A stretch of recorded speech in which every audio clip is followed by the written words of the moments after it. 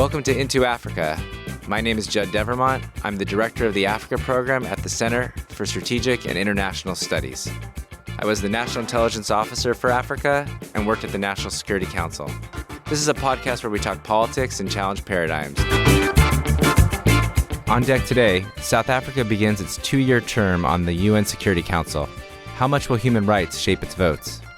Next, we'll discuss the start of Gambian President Barrow's 3rd year in office. Is he delivering on his pledges? Plus, we examine the role of journalism in Africa. We have an in-depth conversation with Rodney Sieh, publisher and editor of the Liberian FrontPage Africa newspaper. We discuss innovation and the impact of African journalism in an era of fake news and assaults on media freedoms. So whether you have a history with the continent or you're a newcomer, we want to get you into Africa. This month, South Africa will start a 2-year term as a non-permanent member of the United Nations Security Council. Notably, it will be its first while under President Cyril Ramaphosa. We are humbled by the confidence that's been placed in us, and we will make sure that we execute the responsibility that has been placed on our shoulders. South Africa's commitment to foreign policy that emphasizes human rights was badly frayed under Ramaphosa's predecessor, Jacob Zuma. South Africa allied itself with Russia and China and pledged to withdraw from the International Criminal Court. Is this a new opportunity for South Africa to regain its moral standing? Joining me today to discuss South Africa's foreign policy is the director of the Africa program at Freedom House, Jon Temin, Siobhan O'Grady from the Washington Post, and FrontPage Africa's publisher and editor, Rodney Sieh. Jon, there was significant disappointment with South Africa's foreign policy under Zuma.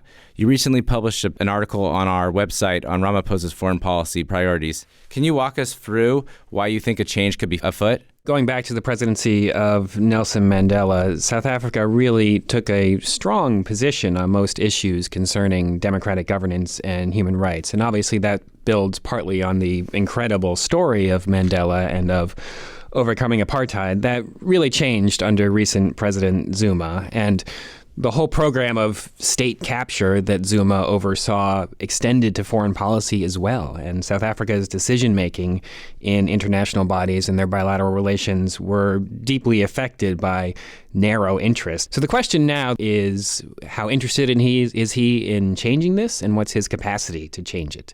He comes from a strong foreign policy background. And generally speaking, it seems like his inclinations are to return things to where they were under Mandela in terms of support for democratic governance and human rights. But he is constrained because, as you're noting, the ANC has some pretty conservative positions on some of these things, and there is a good deal of skepticism of the West and of a sort of regime change type agenda. So the jury is out in terms of how much freedom Ramaphosa will have to push where he seems to want to go. There is one small encouraging sign just recently, which is that the new foreign minister, who also seems aligned with Ramaphosa in her thinking, announced South Africa is going to change its vote at the UN General Assembly on this upcoming resolution concerning Myanmar. Previously, South Africa had said they were going to abstain on this resolution condemning gross human rights abuses in Myanmar. Now they're going to vote in favor. I mean, for me, the question is, where are they going to vote on African issues? About 70% of all Security Council deliberations have to do with Africa. We have plenty of hot spots that we have to think about in Mali and Congo. Siobhan, you cover the continent. What are the issues that you think South Africa could or should take a lead on? I think South Sudan is one of, obviously, the biggest hotspots in Africa right now. And we're seeing just in the past week or so an increase in giant uptick in sexual violence. Nikki Haley had tried to make South Sudan one of her issues, but I think that there will be expectations that South Africa, as an African member of the Security Council, will have a responsibility to weigh in on the conflict there as well. I think that's a great point. South Africans, in my view, have felt pretty burned by some of the foreign policy adventurism of President Zuma. He deployed troops to the Central African Republic in 2013. It led to 13 dead. There was a view from many South Africans questioning why they were in the Central African Republic. Was it about the investments of South African elites? And I think most South Africans just want their government to focus on domestic problem sets. On one hand, you've got a citizenry who would like him to be focusing on the economic issues at home. And then there's the broader African picture. South Africa sees itself as a leader on the continent. They're going to want to use the Security Council position as a way to rehearse for a permanent position on the Security Council. Rodney, as a Liberian, as a West African, how do you think about South Africa's claim to represent the continent? I think the whole issue of apartheid had put them in the downtrodden end of things in terms of where we are as a continent. I think it's still that vacuum for them to feel like they still lead the continent. But I think it's still a struggle for them because although they're supposed to be one of the richest countries in the continent, it's still the issue of whether the governance structure in South Africa has been given them that relevance, the need to take charge of the continent. I think it's very, very difficult in terms of representation for them to really take control of things and represent each and every country in the continent. Well, and Nigeria probably has a view, right? In any sense, West African has a very strong presence. And I think Nigeria, if anything, should be the one, not South Africa. People tend to quickly lump everyone together as one, continent.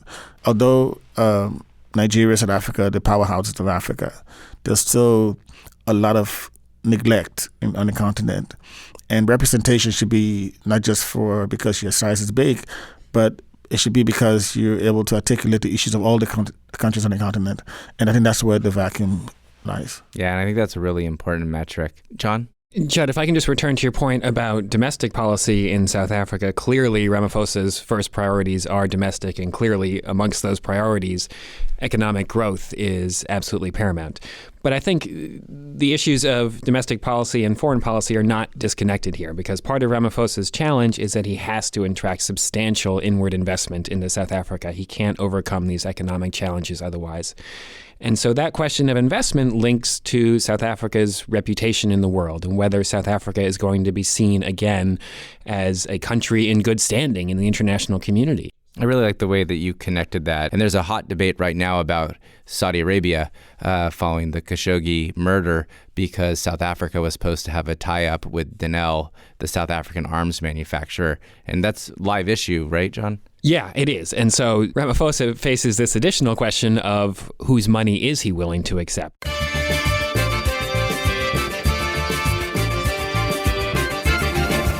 Let's move to the Gambia. This month marks the start of Gambian President Adama Barrow's third year as president. Celebrations erupted in streets of Banjul on Friday, with Barrow supporters gathering outside Barrow's house to celebrate the election victory. I'm really happy and glad for the new Gambia, where everyone is glad, everyone is happy with the celebrations and the jubilations that's going on.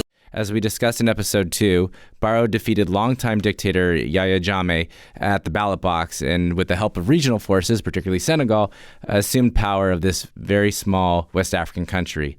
Rodney, you lived in the Gambia. You actually conducted the first interview with Yahya Jammeh after he took power. Can you tell us a little bit about the significance of the transition between Jammeh and Barrow? I think Jammeh was one of those African dictators who thought he could rule forever. And I remember in 1994, July 22nd, 1994, when I interviewed him, he was a skinny guy, he had 4 of his lieutenants near him. Two of them are dead already. I think Edward Singate is still around. He's now in ECOWAS.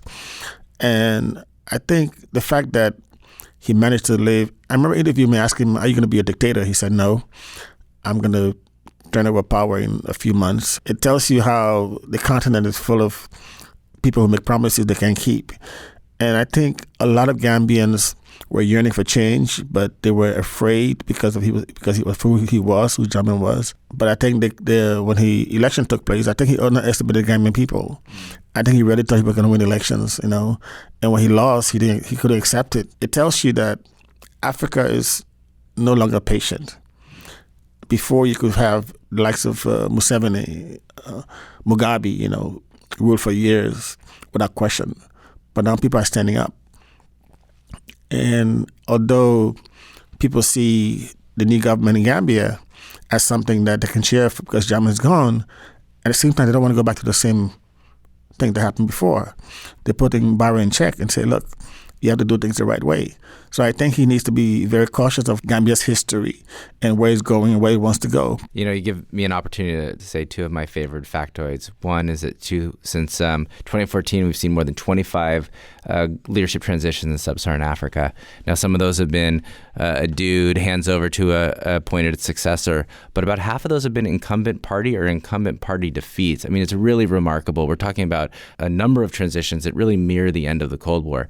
And second is people power. More people have gone on the streets in sub-Saharan Africa in 2015 and 2016 than in any other period since the end of the Cold War. And so I think the kinds of issues that you're raising, Rodney, about demands of constituents and intolerance for sit-tight presidents is really an increasingly important phenomenon.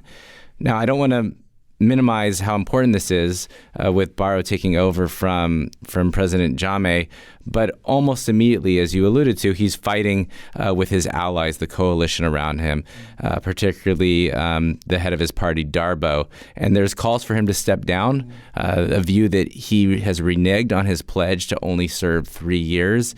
Now, Siobhan, I know that you have looked at this issue. You reported in the past about how female activists were sidelined.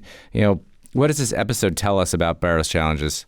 Yeah, I think as Rodney mentioned, Jammeh was just such an extreme figure that anyone in comparison to him sort of seemed more moderate. And there were a lot of promises that were made during that initial transition period that now I think Barrow is going to be held accountable for whether or not he's actually following through on them. At a certain point, you have to bring more to the table than just not being Jammeh. It wasn't just about getting Jammeh out of power. It was about, revitalizing the economy and all sorts of things that fell under the wayside with Jammeh in power. Jon, what is Freedom House's view on where Gambia is? Well, it's notable because we do our annual Freedom in the World ratings. We've done that since 1973. And the gain that Gambia made last year in our ratings is the largest single year gain any country anywhere has ever made. Wow. So it's a truly remarkable thing that happened there, and really very few people saw it coming. I think the one point I would add is that this is really interesting from the perspective of donors and foreign assistance, because it's a pretty small country. It's a country where you would think donors would be able to make a significant impact. And it is such a positive story, and it got, relatively speaking, such a significant amount of attention that I think it's a real big test for, can the rush of donor money and interest and attention actually help change some of the fundamentals and actually help change the course that a country is going? But I feel like the attention span has already moved on, right? The Gambia story is not the one we're focusing on anymore. No, I think the real issue, the bigger issue, I think, is that Washington doesn't have time for Africa now because of Trump. And it's a trigger effect to everybody else. So the donor money is not flowing to Gambia because I think the attention is not as there as it was before. I think it's going to be a major issue down the road. I think it's not just Gambia, but the countries around Gambia will have problems. If you look at the issue in Congo with the new case of Ebola, the funding has been very low compared to previous years. It tells you that the world is shifting direction to somewhere else. So it's very, very difficult for us. Yeah. Well, and it's an important point that Rodney made in terms of sticking with the success stories. Certainly during my time in government, and I think for you, Judd, as well, there was always a real desire to get senior policymakers to spend some time on the places that are doing well and to go there just to check in and to say, you are doing well and it's appreciated and it's noted. That almost never happened because of busy schedules and so forth. Siobhan, you and Rodney are in journalism. What's the expression? If it bleeds, it leads. I hate to say it, but it's often true in government too. The top of the inbox is the conflict, the crisis. And it's so difficult under any administration to focus on these important issues. I think you also noted earlier that people power is becoming, more of a popular movement in a number of different countries. And for example, I think just this week, protesters have taken back to the streets in Togo. That was a story that didn't get enough attention. I spent around 10 days in Togo last spring interviewing political prisoners and sort of trying to get a perspective on that place. It's a small country, but it has a lot of angry people in it. And it's another place where if you don't keep an eye on it, it could definitely explode. Well, here at CSIS, we're going to try to keep elevating the positive stories. And particularly, I think the resilience of some of these protest movements really require some more engagement.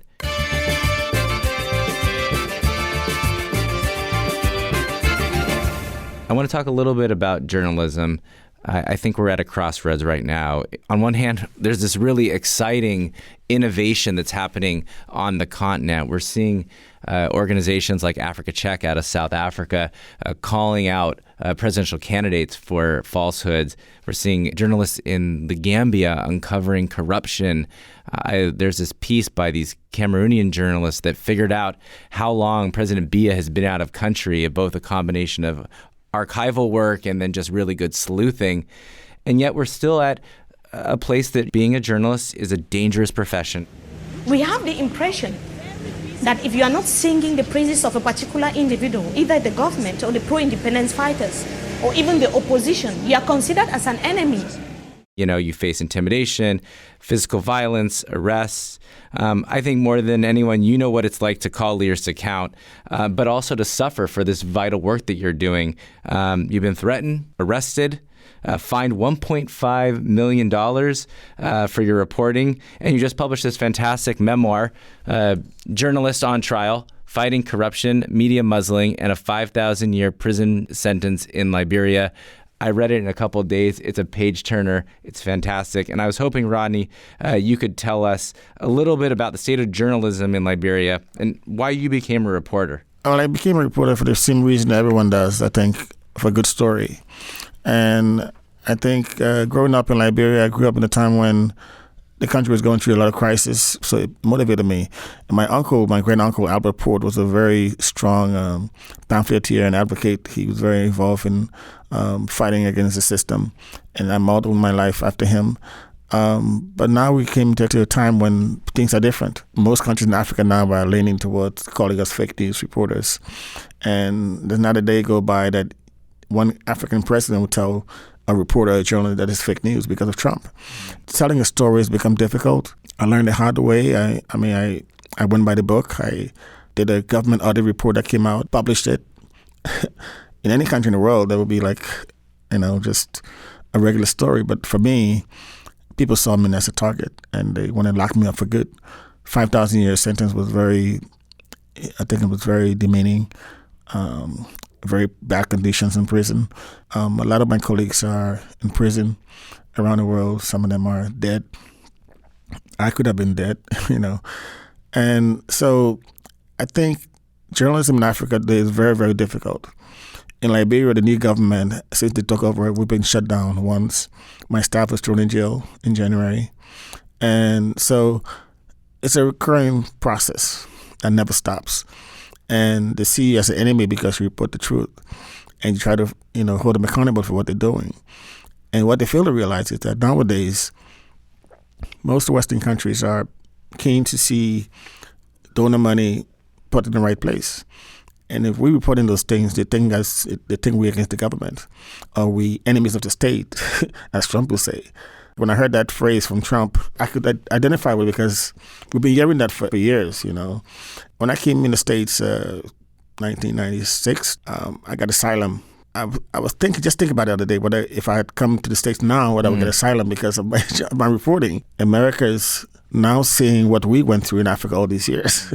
Yeah, I don't know if there's a study, but I'm actually quite interested in how many African governments are parroting some of the president's comments about fake news. I know Museveni's done it at least once. Nigeria has done it. Nigeria has done it. I think Burundi Liberia, as well. Liberia has done it a Cameroon few also times. has been using the term fake news recently.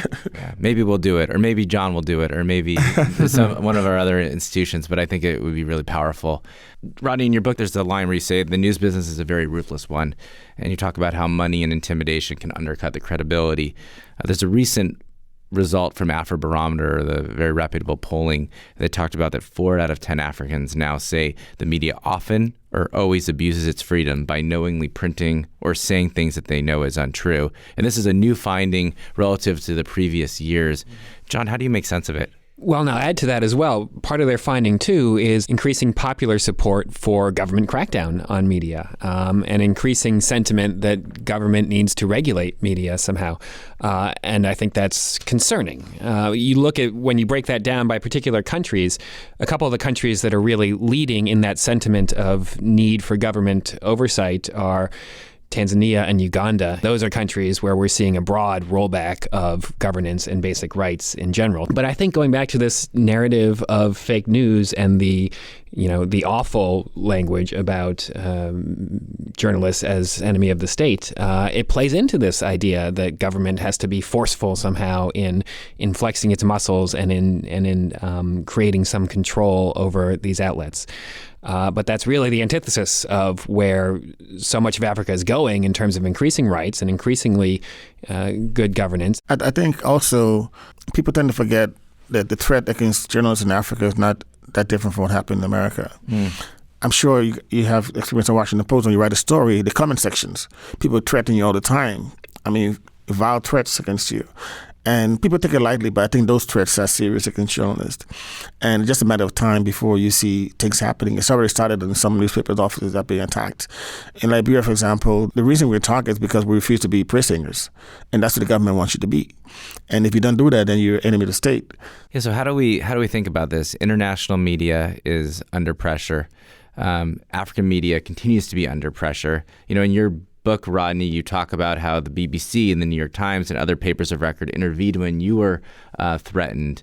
In what ways, Siobhan, can the international community protect and defend and promote African journalism? Are there places where this has really worked well? Yeah, I think some of what Rodney was just mentioning about the phenomenon of fake news growing on the African continent, I think while there have been increasing instances of journalists being accused of writing false information purposely, there also has been a lot of disinformation and false information circulating on Twitter and Facebook, and that social media can often be sort of confused for the media. And I'm not sure if that could explain any of the results in the Afrobarometer poll, because information is just being shared in so many different ways, whether it's on WhatsApp or Facebook or Twitter, and it can be hard for people to verify. I think we're lucky as journalists to have organizations like the Committee to Protect Journalists and other organizations that advocate for journalists who are in distress or being targeted. But it's been concerning to me. I've talked to journalist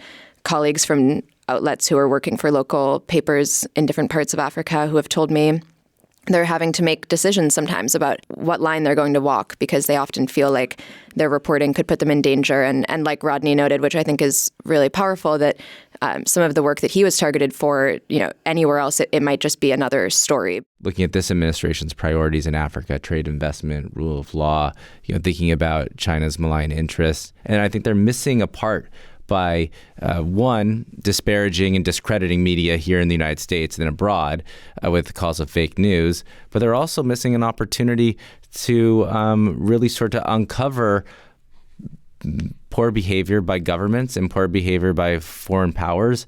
That's exactly what you would want a journalist to do. Rodney, how do you think about that? And maybe ask more broadly, what should the United States do to support journalism in Africa? I think the irony here is funny that the media, the Western media, for example, has not been able to solve this problem with the fake news.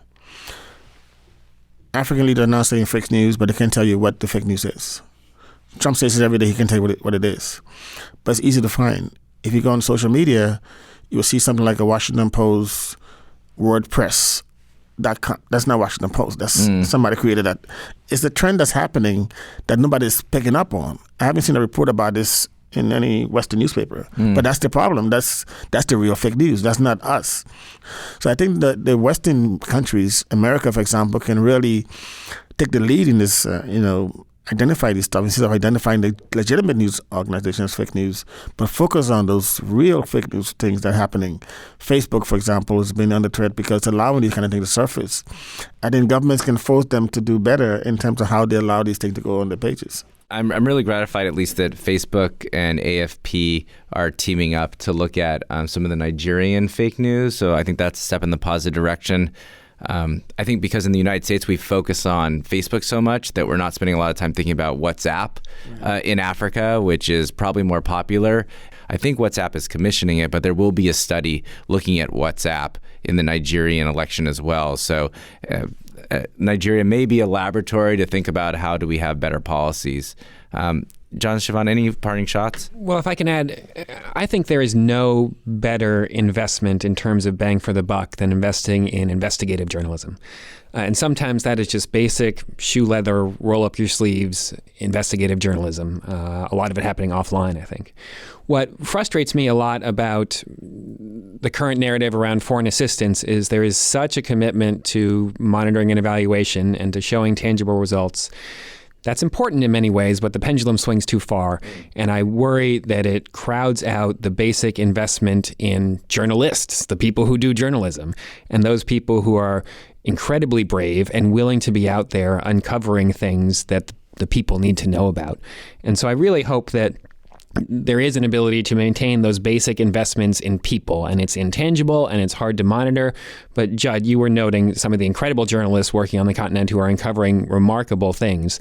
There's no substitute for that. Yeah, and I think just your mention of Nigeria made me think about the conflict happening there in the Middle Belt. When I was reporting in Nigeria last year, I often would see photos circulating on social media that would show, entire fields full of dead cows, or photos of people who'd been killed lying on the ground in some kind of village that would be hard to identify where exactly it was. But sometimes you'd look closer at a photo and you'd actually see that there was some shop in the background where the writing was in French on the shop. And of course, it's clearly not actually Nigeria, but this information is spreading and everyone is worked up about a specific issue. Then I think it's easy for people to not look closely at what they're actually seeing and analyze it. And that's how false information spreads. If I can just make one final point to tie this back to where our conversation started on South Africa. When you talk to South Africans about how did South Africa get through the Zuma years and how did their institutions emerge relatively unscathed after the Zuma years, they point to three things. They talk about the judiciary, they talk about civil society, and they talk about journalists. And everything that journalists and the media were able to do to uncover and expose state capture and really raise the pressure on Zuma. And that had a lot to do with the transition that happened there just a year ago. Jon, that's an excellent point. I want to thank my guest for coming on today. I want to highly recommend Rodney's book. It's a fantastic read. You want a firsthand account of what the life of a journalist is, and particularly one of Rodney's caliber. I highly recommend it. So thanks, everyone. Thanks. Thank you. Thank you. Thanks for listening. We want to have more conversations about Africa. Tell your friends, subscribe to our podcast at Apple Podcasts or wherever you find good content. You can also check out our analysis and reports at csis.org/Africa. Thanks.